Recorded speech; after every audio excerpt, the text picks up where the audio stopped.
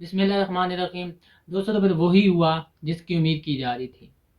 जो बाइडन साहब जो हैं वो अमेरिकी सदर के तौर पर मुंतखब किए जा चुके हैं, जबकि एक टफ मुकाबले के बाद उन्होंने ट्रंप साहब को घर की राह दिखाई।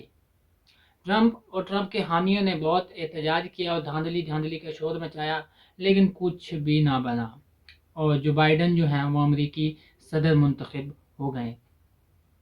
तो आज की इस वीडियो में हम बात करने वाले हैं जो बाइडन के हवाले से कि जो बाइडन साहब जो हैं वो कौन है और यहाँ तक कैसे पहुँचे। आज इस वीडियो में मैं डिटेल से उनके बारे में बताने वाला हूँ।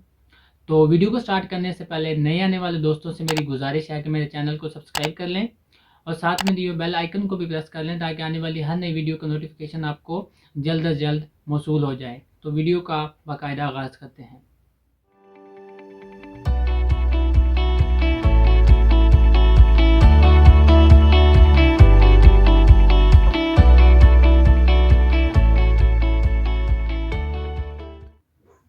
अस्सलाम वालेकुम, आप देख रहे हैं मानी टॉक्स और मैं हूं मोहम्मद रिजवान मानी।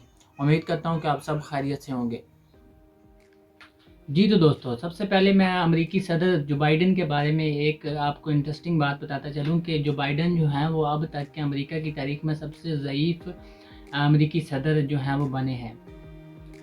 अगर हम अमेरिका में एवरेज एज की बात करें तो अमेरिका में एवरेज एज जो है वो 60 से 65 साल है। अगर कोई बहुत ही हेल्दी है तो वो 70 साल तक जाता है।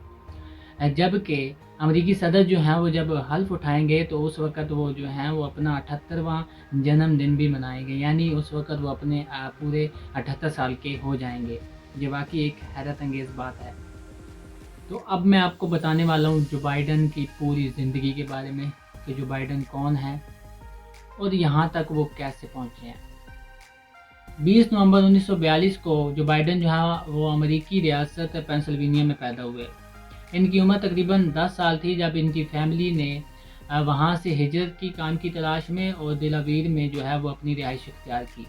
1968 में जो बाइडन ने कानून की डिग्री हासिल की और फिर विल्मिंगटन में जो है एक लॉ फर्म में नौकरी स्टार्ट कर दी।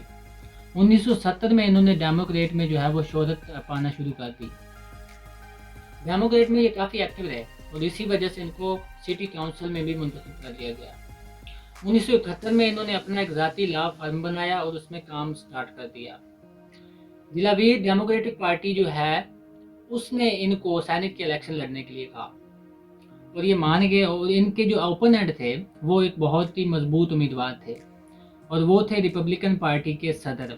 ये काफ़ी टफ इलेक्शन था, एक टफ मुकाबला था, लेकिन 1972 में जो है वो जो बाइडन ने सैनेट के इलेक्शन में फतह हासिल की और अमेरिकन सैनेट के सेनेटर मुंतखब हुए। अब बात करते हैं इनके कुछ ओहदों की, उनके कुछ जो पोस्ट हैं और जो जो इन्होंने काम किए हैं अमेरिका के लिए उनकी। तकरीबन 3 दहाइयों तक यानी 30 साल तक ये सेनेटर रहे। उसके बाद ये चेयरमैन फॉरेन अफेयर्स कमेटी भी बहुत अरसे तक रह चुके हैं। उसके बाद बराक ओबामा के दौर में उनके नायब सदर के तौर पर इन्होंने बहुत काम किया और कहा यह जाता है कि ये ओबामा के दौर में उनके सबसे इम्पोर्टेंट, कॉन्फिडेंट और इंटेलिजेंट जो है वो आदमी थे।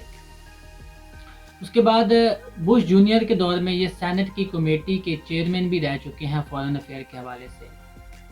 और सबसे अहम बात, जब बराक ओबामा जा रहे थे तो जाते जाते उन्होंने इनको अमेरिका की सबसे बड़े सिविल अवार्ड से भी नवाजा था, जिसे मेडल ऑफ फ्रीडम कहा जाता है।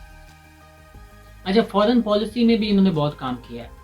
रूस के खिलाफ इन्होंने बहुत काम किया। उस वक़्त रूस को जो हथियारों की फराहमी होती थी उसको रोकने में इन्होंने बहुत मदद की। उसके बाद जो है नेटो को इन्होंने बड़ा किया।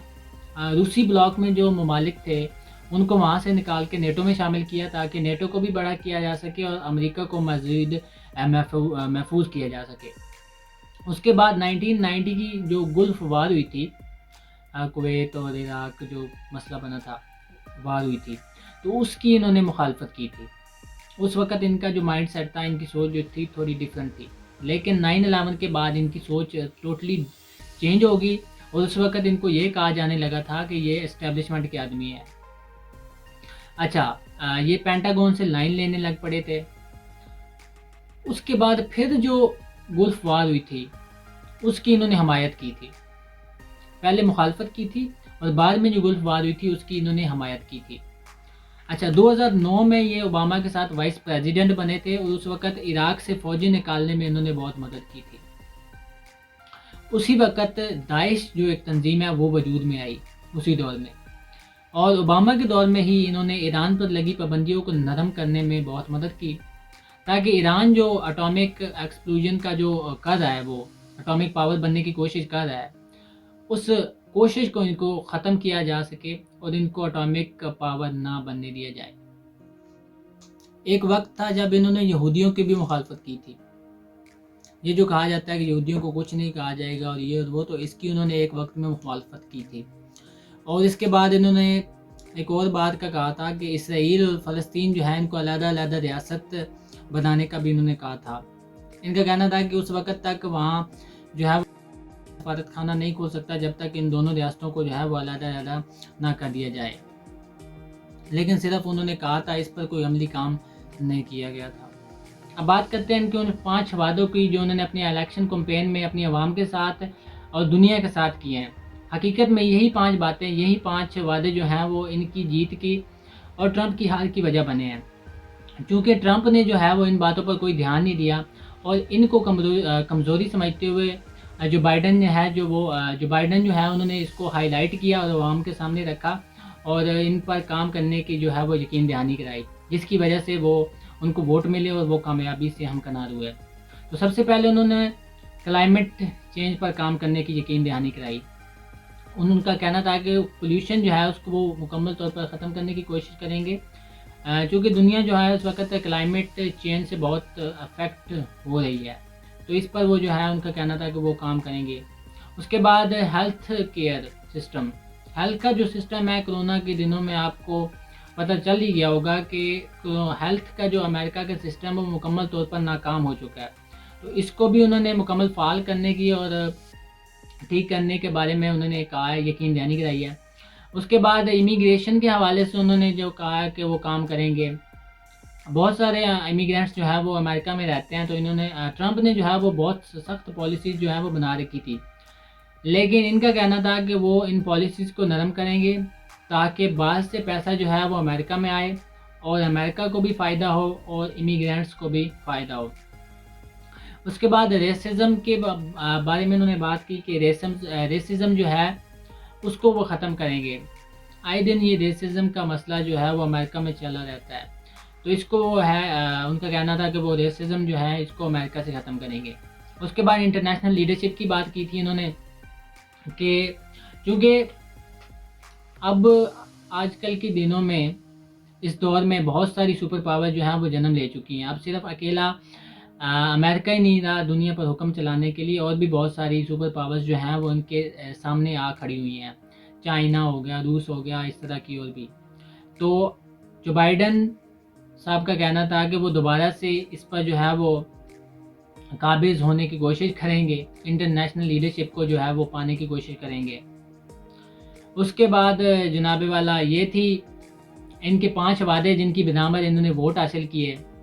जो एंड पे मैंने बात की इंटरनेशनल लीडरशिप की, तो ये जो है वो ज़ाहिर करती है कि आने वाले वक्तों में इस बात की वजह से जो है वो हालात पेचीदा हो सकते हैं, हालात ख़राब हो सकते हैं। खैर, ये थी आज की वीडियो। अगर कोई बंदा जो बाइडन के बारे में मुकम्मल आगाही हासिल करना चाहता हो तो इस वीडियो को मुकम्मल देखें, इंशाल्लाह फ़ायदा होगा। तो ये थी आज की वीडियो। अगर वीडियो आपको पसंद आई हो तो लाइक कीजिएगा, दोस्तों के साथ शेयर करना मत भूलिएगा। इसी के साथ ही आपसे इजाज़त चाहूँगा। मिलते हैं अगली वीडियो में, तब तक के लिए अल्लाह निगहबान।